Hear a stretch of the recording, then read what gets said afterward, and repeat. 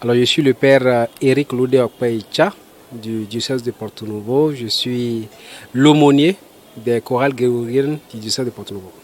Effectivement, aujourd'hui, c'est le dimanche 5 septembre et nous sommes à la paroisse Saint-Pierre de Porto Novo où se sont réunies toutes les chorales grégoriennes du diocèse pour leur fête patronale parce qu'ils sont sous le patronage de Saint Grégoire le Grand qui a été célébré cette semaine par l'Église universelle.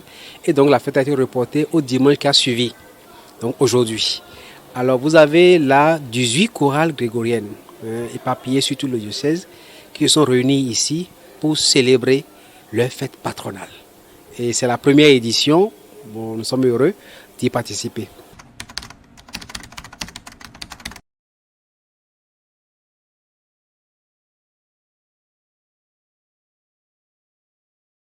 C'est vrai que le projet DA était en cours. Moi, je suis venu, disons, acter et le projet et les pousser à organiser. Et naturellement, j'ai donné ma touche à ça, à l'événement, à manière de voir les choses, de vivre les événements d'église. Nous sommes dans un contexte où on ne se réunit plus beaucoup. Et vous savez que la chorale grégorienne, c'est les gens du troisième âge, pour la plupart, même si ce n'est pas exclusivement pour les gens du troisième âge. Mais malgré cela, nous avons tenu compte des mesures sanitaires pour pouvoir fêter dignement tout en respectant les mesures sanitaires. Donc s'il y a une particularité, c'est que c'est la première édition et que la prochaine édition sera meilleure.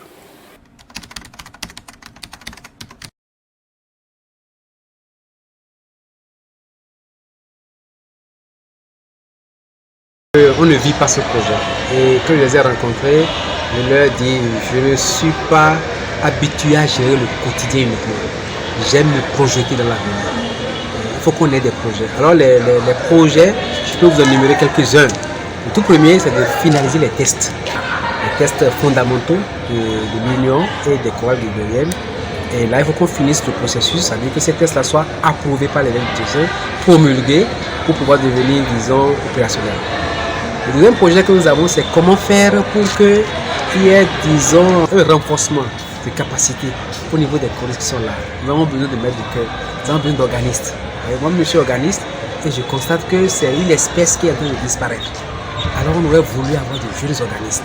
Donc, cette année, on voudrait former, même si chaque année, on peut trouver, assurer la formation de 2 ou 3 ou 4 organistes, ça va être bien pour l'avenir. Autrement, quand les seuls que nous avons, ou pour problème de disponibilité, parce qu'ils sont affectés, ou bien parce qu'ils sont partis, etc., ou bien parce qu'ils ne veulent plus continuer, et là, on sera à court d'organistes, et que deviendra une chorale qui ne chante qu'à l'orgue, sans organistes. Donc ça, c'est un projet vraiment original.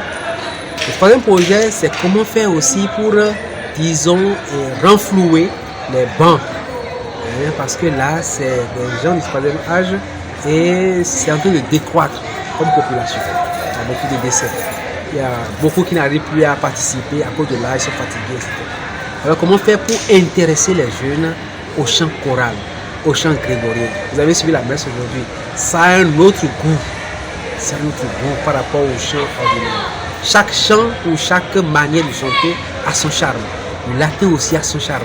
Je ne sais pas, moi j'ai vécu cette messe-là avec vraiment dévotion, avec piété. Parce que, bon, c'est quand même la chorale mère, qu'on le veuille ou non. Tout a commencé par là. Toutes les autres chorales sont nées après. Donc, j'invite les jeunes, nous avons essayé d'intéresser les jeunes. Vous avez vu le président dans son mot, tout de suite parler de cela. Que ce n'est pas une chorale pour les vieux, c'est pour tout le monde. Tout ce qui veut chanter Dieu. Donc ça, c'est le troisième projet sur lequel on va faire. Et le dernier, c'est un peu la communication. On leur dit, mais si vous faites quelque chose, vous ne communiquez pas, c'est comme si vous n'existez pas. Donc, si tout va bien, on va tourner un clip cette année avec les limites de leurs possibilités, avec leur âge. Mais nous allons quand même aller au studio pour un petit morceau qu'on va distribuer sur les réseaux sociaux pour que vous voyez comment on chante le chant grégorien et voilà ces moments-là, chanter, c'est pas la chanter, ça va être quelque chose de beau. Donc ça c'est l'un des projets de cette année. On va courir, on va s'y atteler.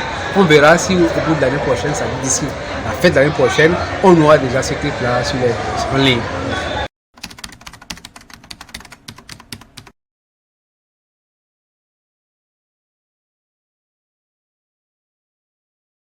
Je ne peux que les remercier et les encourager, c'est pas facile. Ce n'est pas facile la vie associative en église. Quand on dit association, c'est les réunions, c'est les cotisations. Ce n'est pas toujours aisé. Donc j'encourage ceux qui y sont à y rester, à continuer, à savoir que c'est l'œuvre de Dieu. Et donc c'est seulement Dieu qui va les récompenser à sa juste valeur. Donc qu'ils gardent leur courage, qu'ils ne se laissent pas décourager par les petits problèmes, les problèmes de relations interpersonnelles, parce que dans tout groupe, il y a tous ces petits problèmes-là. Je les encourage à continuer. Je leur souhaite par-dessus tout bonne fête, la santé solide pour continuer à travailler longtemps, aussi longtemps que Dieu le voudra, dans la croix grégorienne.